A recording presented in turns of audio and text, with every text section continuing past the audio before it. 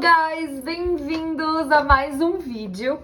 Hoje eu tô aqui pra gente continuar com a explicação do Simple Present, o que é, de onde veio, pra que serve. E hoje a gente vai falar um pouquinho sobre a negação e a pergunta. Na aula passada a gente falou um pouco sobre a afirmação, então se vocês não conferiram esse vídeo, voltem no último vídeo que eu postei aqui. E hoje a gente vai dar continuidade a essa saga, ao nosso Gramática em Cápsulas. Mas antes da gente começar, eu já quero que vocês deixem o like de vocês aqui e também confiram se vocês já estão inscritos, tá bom? Vamos lá? Bora! Muito bem, então, como eu falei pra vocês, hoje a gente vai continuar falando sobre o presente simples, mas dessa vez a gente vai falar sobre as frases negativas e as perguntas. Eu deixei esses dois juntos, eu decidi não separar esse vídeo, porque vocês vão ver que elas fazem meio que um sentido. Existe uma lógica por trás disso, e elas meio que se complementam. Vocês vão entender o que eu tô falando. Pra gente começar, eu quero relembrar vocês de quando a gente usa o presente simples. Muitas pessoas acreditam que o presente simples ele é usado para falar sobre o agora. E, na verdade, não é bem isso. O presente simples ele é usado para falar sobre hábitos. Por exemplo, eu posso dizer que eu tomo café da manhã todos os dias, mas agora eu não estou tomando café da manhã. E assim por diante, todos os hábitos e as rotinas que eu tenho.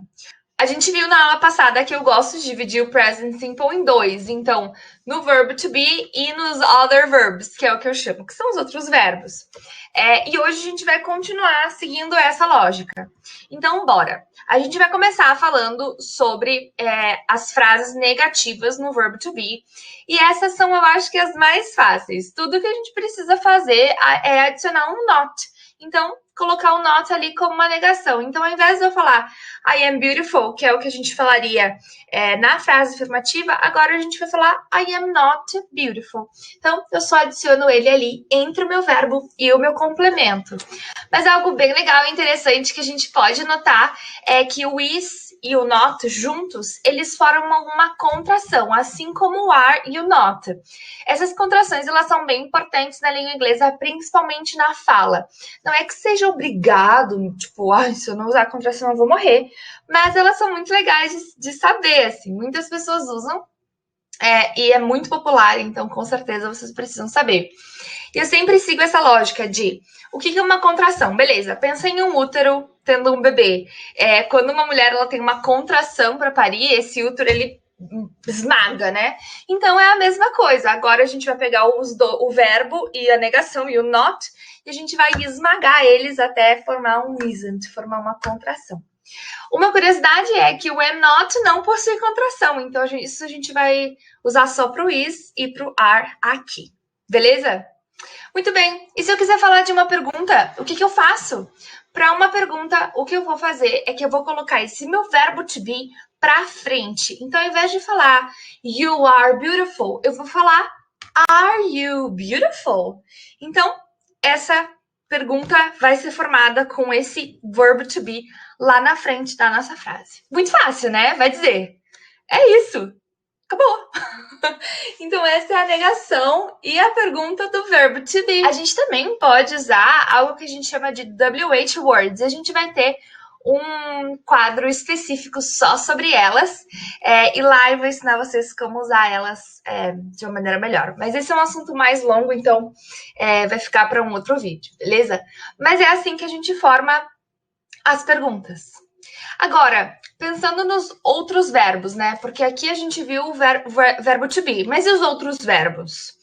A gente vai formar a frase negativa com algo que a gente chama de verbo auxiliar mais o not. Então, lembra que lá no verbo to be eu não preciso desse verbo auxiliar? Só vai o meu not, né? Aqui eu preciso dele. E reparem que a palavra work, né, que antes tinha o S lá na afirmação, aqui não vai mais ter. Por quê? Porque esse meu S ele vai estar no verbo auxiliar. E a gente vai falar um pouco mais sobre eles agora. Um verbo auxiliar serve para nos auxiliar durante uma frase. Então, é nele que vai conter, que vai existir todas as informações que a gente precisa para aquela frase. Isso aqui não existe em português, porque as nossas informações, elas ficam armazenadas nos verbos, digamos assim. Porque os nossos verbos, eles são conjugados Tipo, cada sujeito tem sua própria conjugação em cada tempo verbal, né? Em inglês, a gente já falou no último vídeo que é um pouco mais simples. Então, por exemplo, no presente simples, a gente só tem duas variações, o work e works, né?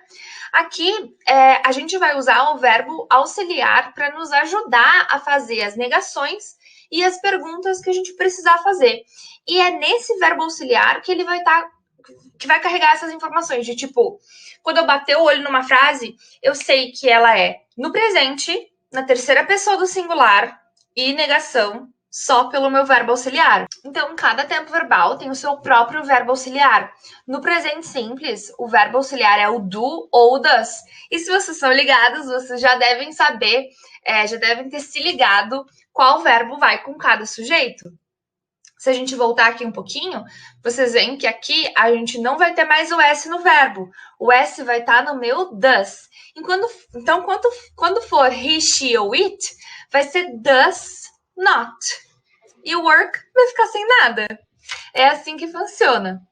Então, se vocês olharem aqui, é isso que a gente vai fazer. Então, por exemplo, I do not work ou he does not work. E vocês puderam notar também que o do not, ele também contrai. Então, se eu tenho do not, eu posso usar don't. E does not, eu posso usar doesn't. Então, mesma coisa. I don't work or he doesn't work. Dá na mesma. Tanto faz contrair ou não. Beleza.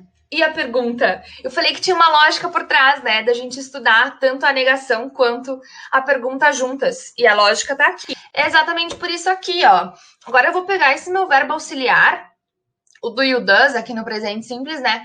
E eu vou jogar eles lá pra frente, lá pro início da minha frase. Assim, eu vou formar uma pergunta. Então, por exemplo, do you work as a teacher, né? Pode ser qualquer complemento aqui. Ou does he work as a teacher? E reparem que, de novo, o meu work fica sem S, porque o S já tá no does. Então, eu não preciso mais desse S aqui. Aqui a gente também pode usar o WH, assim como eu disse lá sobre o verbo to be, né? Mas isso vai ficar para um próximo vídeo. E eu trouxe uma revisão pra gente, assim como na última aula, pra gente falar um pouco sobre o que a gente viu nessa aula, recapitular, né? A gente aprendeu que a contração am, not não existe em inglês. Então, eu não tenho como fazer sei lá, não existe. E a gente aprendeu também que os verbos auxiliares, eles são utilizados para nos ajudar a formar negações e perguntas em inglês. E esses verbos auxiliares, eles existem em todos os tempos verbais. Então, aqui a gente viu o verbo auxiliar do presente simples.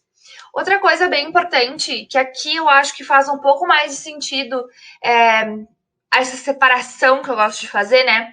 É que a gente não pode misturar o que a gente aprendeu lá para o verbo to be com o que a gente aprendeu para os outros verbos. Então, por exemplo, se eu quiser usar o meu verbo auxiliar, né, com o verbo to be, isso não existe. Então, se eu falar I don't am beautiful, não funciona.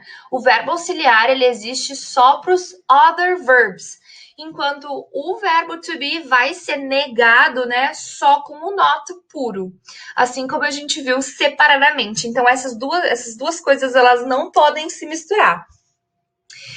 E é isso! Então é isso, gente. Esse foi o fim do Simple Present.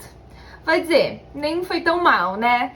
Essa aula, ela é um pouco mais gramatical, como vocês já sabem, mas eu já tô preparando várias outras coisas mais divertidas e legais pro nosso canal. Não que gramática não seja legal, eu amo, mas se inscrevam pra vocês não perderem nada, tá bom?